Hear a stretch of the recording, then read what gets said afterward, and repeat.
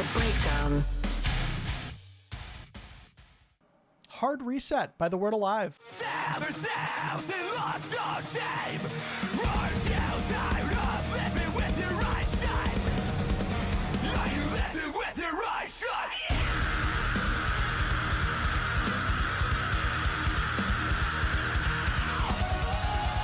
This is the Phoenix Outfits 7th studio album, arriving the 25th of August via Thriller Records. Hard Reset consists of 13 tracks and is the much anticipated follow-up to 2020's Monomania LP.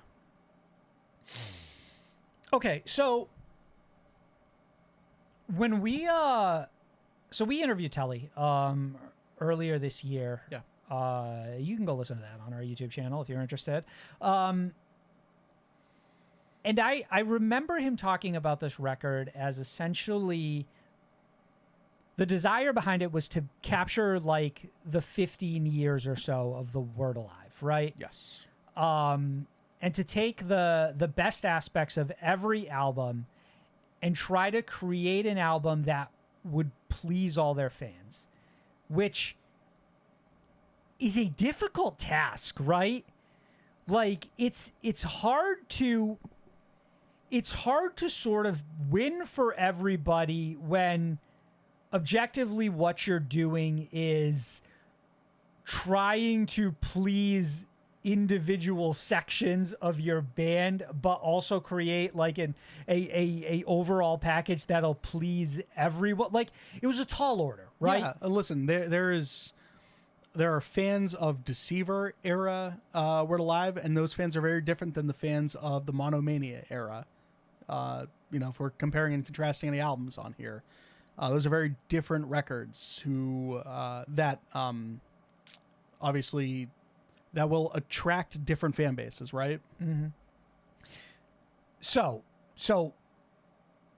putting that as like sort of like the big picture element of this, like, let's just start right at the top. Do you think that this record is going to be a crowd pleaser?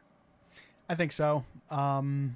There's a lot of great things going for this record. I think that as far as crowd pleasing us, we're off to a great start. We've got 5 of the greatest artists in our scene featured on here. Yeah, so that was a big part of this record. And sort of like arguably the biggest selling point leading up to it is the 5 features, which would be Bad Omens, Normandy, Escape the Fate, Loveless, and From First to Last. Yes. And what I really like about those features is that they sort of speak to the nature of the record as well, where it really does sort of capture like a breadth of the scene across like a decade, right? Like here we have like some of the most popular bands from like 10 years ago and like some of the most popular up and coming bands of right now, you know? Yeah. And I think that was a really smart decision. And I think that it was massively beneficial to the album. And that being said, I do feel like across the board, the rest of this record does appear to hit the goal that it set out in front of itself, where I can kind of pick at it and pull those different songs from the different eras of the band, and they do feel like the ideal version of that band from that era. This album is really composed in a way that it feels like 13 singles, all sort of like almost like a compilation album of like the Word Alive over the years. And I think that there are a lot of times where I'll come into an album and that'll be a negative takeaway for me, but I do think that it kind of works in the Word Alive's favor this time around, because I feel like one of the biggest obstacles they've had to tackle over the course of their last few albums, and it's felt like a mountain that they have not been able to climb, is being compelling for the entire length of the record. And it's always felt like the singles have always been like shining beacons that are caught within the fog of a full record. And it's been unfortunate that that's been the case, because oftentimes or almost consistently, I've gone into the last few of the Word Alive records with massive expectations based on singles that I thought were really strong, only to walk away a little bit underwhelmed over and over and over again. And this album finally fucking bucks that trend, and it does so hard. And I think that a massive factor that simply has to be the features. Like at the time of this recording, which will be like, pretty much 1 week out from like when this is dropping, we don't have the Bad Omen song as a release. We don't have the Normandy song, the From First to Last song. I don't think the Escape the Fate or the Escape one is the Fate out. song. Yeah. It's only been, and it's been the most recent single, Loveless. the Loveless feature on Hate Me. And I think that's incredibly beneficial because it's left something to be desired, and it's filled in what's felt like the empty space in a Word Alive record in the past, especially with that closer, which is I just feel like I've always ended a Word Alive record and felt like we've gone out with a whimper, and we finally go out absolutely on fucking top. Kind of speaking to a lot of your points you made, I think speaking to my own personal listening experience here, so all of those singles I think really stand out. And then you talk about those always consistently being the beacons of light in a fog of an album. Mm-hmm. And you're right, like all of those features clear that fog out completely. So you head into this record, and sure, you've heard Hate Me with Loveless, but all the other singles on here have been solid. Strange Love, Nocturnal Future, I believe New Reality is also a single. And you already, like, just looking over the track listing, those are spread out. You believe New Reality's been one of the biggest The Word Alive songs in a few years, so certainly was a single. And all of those are spread out throughout the track listing in a really good way. And then surrounding all those tracks are all those songs with the features. And man, talk about like foaming at the mouth waiting to hear what a song with The Word Alive featuring Noah Sebastian sounds like, right? Yeah. Even before pressing play. And then a track with Craig Mabbitt of Escape the Fate, the original vocalist for this band, on a Word Alive song in 15 years. Obviously are excited to hear that one. And then, again, personally speaking, I love Normandy. I love Philip. I think that is one of the most underrated vocalists in this scene. I believe we share that opinion. And of course you want to hear that song. Yep. And then obviously at the end, War With You featuring From First to Last. And it's like, hey, haven't heard from that band in a hot minute. Absolutely love them. Why are they on a Word Alive album? Like, there's so much. It's a closing track. Like, you're so curious to hear everything on here. But then there's also other individual pieces of this record that really tie everything together. Kicking off with a song like The Word Alive Is Dead. Amazing song title, right? Because it instantly piques your curiosity. Yep. And then you press play on it, and it's sort of like this. It's a very it's almost like an old style metalcore opening track where it's like, hey, it's essentially this band's 2.0. It's like, hey, we're not like you said, we're not dead. We're not like you said, we're not dead. And those obviously aren't the lyrics here, but they're not far off, at least the core messaging of them. I know I said earlier that this felt like a compilation of singles type beat, but the opener and the closer actually do work very well within They like serve the as a nature traditional of, opener right, and what an closer. album like should feel like.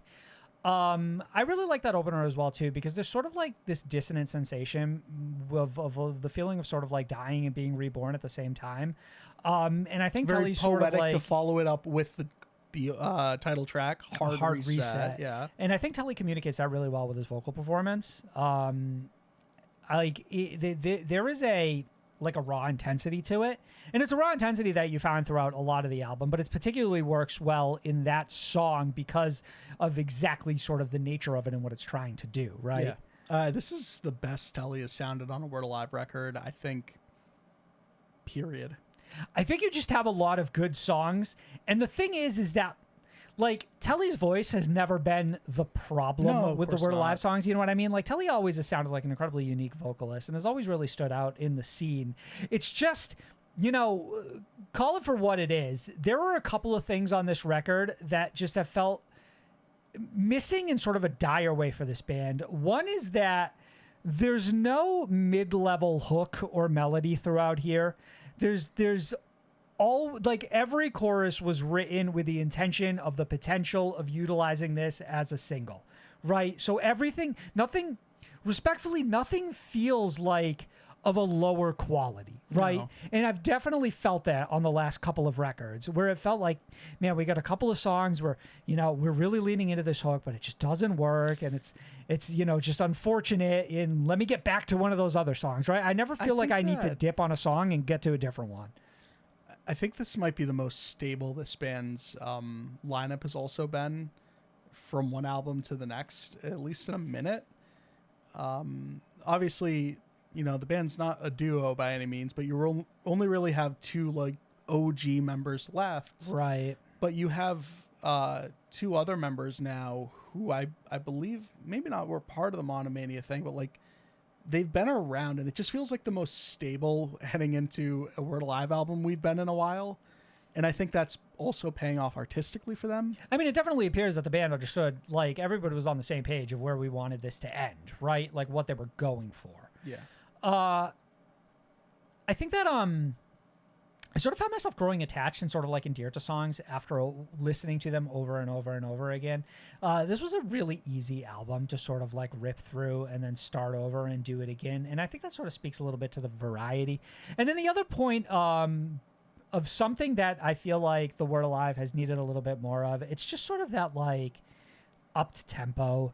It's that energy. Bit of a bite. Yeah, it's just like it goes a long way to have a song that's just a little bit more aggressive than some of the other like low-key rock songs that we've sort of become familiar with the Word Alive over these last few years. Yeah, straight up. Listen, the first 30 seconds of Nocturnal Future are the most exciting this band has been in a long time. And it's not just because it's heavy again, but it's just because of that tempo. It's that energy. But it certainly helps, right? Like it certainly like breathes a life into this record. And it's not just on that song. Like it's sort of found throughout this album. Yeah. There's just like a little bit, like just like a splash of intensity there that really sort of like helps.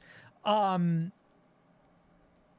think that a lot of the small things that's found throughout this album, like these little electronic flourishes and samples and stuff like that, sort of really help give the songs like individual personalities outside of stuff like the features. Yes. I think that ultimately the thing I found myself coming back to over and over and over again, though, was those features. And in particular, Matt Good, who I just feel like I felt immediately listening to this song, I felt robbed, like just robbed from like years of this. You know what I mean? Yeah, that one was, it was easily one of the songs I've most looked forward to hearing all year long, and it delivered. And I was like, I'm thrilled about that because there was a chance that like it just didn't sound all that great or whatever, but like, no, it's exactly what I wanted. Right. It's almost like, listen, Noah Sebastian and Loveless and Normandy, like they all sound great, but I'm a little bit at a point where I've come to expect nothing less from them. So it's like, I went into those songs knowing they would be bangers, right? Yes. The Matt Good thing, more of an anomaly. It's like, all right, what are we going to get from this, right? And then Escape the Fate has been like such an off and on project for years now. And it's only recently with the last couple of singles that I felt like that band has sort of kind of found their groove again. And I feel like we sort of maintain that a little bit here as well, where it feels like Craig Mabbitt is just sort of sliding into like the Escape the Fate that we all know and love and are familiar with. Yes. Right. And that's very satisfying. From top to bottom, it's like, this doesn't feel like an overly complicated record, right? Like it just feels like 13 sort of like really fun songs. Like there's sort of like a good variety here. This almost ended up feeling like comfort listening for me all week. It's like I enjoy how much this just sort of reminds me of my love for the alternative music scene, you know? Yeah, I think it captures the spirit of it in a way. I think the biggest compliment I can pay this album is that I had a really difficult time putting it down. Like I had a lot of important stuff to get to this week. You know, we have more to review on the week, but like it's crazy that in 2023 the one I kept coming back to was The Word Alive. And you're right, it's because it's like a comfort level record, and it's one of those things where like, oh, you're in a certain mood, well, you have 3 songs on this album that are gonna like that's gonna scratch that itch for you. each and every time, and then you listen to it and you let the rest of it play, and it also scratches that itch. And I don't know, overall it's a really fantastic record that, again, like man, you said earlier, like the last couple of Word Alive albums were a little hard to get through, right? And I don't know if that exactly applies to Monomania. I think Monomania did a lot of things right. I think it was Monomania just was sorta a marked improvement over Violent Noise, which it was working in its favor, but it wasn't quite digging the ourselves heights out of that what hole, I wanted. though. Right. Yeah. But this record, it's like it's got some of my favorite Word Alive songs ever on it. Yeah, I like agree. straight up. And again, we talk about some of those features. Julian on Hate Me is the definition of serving cunt. Like, god damn, those vocals fucking hit. The delivery Certainly, hits. The certainly. attitude is there. And as much as I do truly love that From First to Last feature, and I appreciate that closing track, I struggle to think, and bro, people are going to say dick riding because I'm wearing the beanie, but the Bad Omens feature on here might be the best feature on a song all year long. Serving cunt and dick riding sound like two like partners in a procedural. But like, man, this scene is going to change whenever in Here's One of Us. I think that's one of the biggest songs of the year. Amazing. The like, restraint. The restraint. The restraint. The restraint. And good on the Word Alive for having it, because I think that having a song like that locked and loaded to go when this album drops. Not is me. I'm fucking built different. Lead single. I don't know. I fucking love this record. I don't know if this is like my final thought, but like as far as like, I don't ultimately know if 6 months from now this is where I land, but I think this is my favorite The Word Alive album. Okay, well, now you've crossed a line that we Listen, can't come back from. Those first two are excellent. I love Deceiver. Do I think it's a perfect record? I do not. It's not. I love Life Cycles. That is a perfect record. That is a perfect record, actually. But I think, bro, this record has so much going for it. I think is ultimately just the thing I want to get across Definitely. to people. And I had an absolutely great time listening to it. Again, this was a hard one for me to put down. Telly's fucking at his best on here. I really love this one. I think for me, this is a 4.5. I know this is a 4 for you. Just say it. I think this is closer to a 4 for me. And what helped is sort of knowing your score, and I think your level of excitement for it. But it's like, it's not a distant 4, you know? I'm like a close cousin 4, you know what I mean? Like I'm almost right there with, like, I'm just shy of being right there with you. That's fair. Again, like this is not like an accomplishment to the scene, but like in the Word Alive's career, like this is an accomplishment as far as their records go. I think this is easily, at minimum, you could agree this is a top 3 record of theirs. Because I know you're not taking the third one. Come on. It's good. I don't. It's fine. I don't know that I don't know that I would take. Yes, I think I agree with you. Yes. So what? We have Dark Matter. We have. Now I'm not listing the top 3, but we have Violent Noise, Dark Matter, Monomania, Deceiver, Life Cycles. What's the one I'm missing? Real. The third record. Yes. Real. Yeah. I take this over Real, which means it's a top 3 record. Real has grown on me in the years since its release, and I always had like a sort of fondness in my heart for Dark Matter, which I think is sort of almost not a Word Alive album, but still a good album in a weird way. Okay. But I'll like soft agree with you. Okay, I'll soft agree. I'll soft agree. I'm with not you. trying to like you. You don't have to agree, but that's where I'm at anyway. This record's really good. I think the Word Alive are definitely back. And I think we're closing the chapter on our first 15 years in a really good way. So. Okay.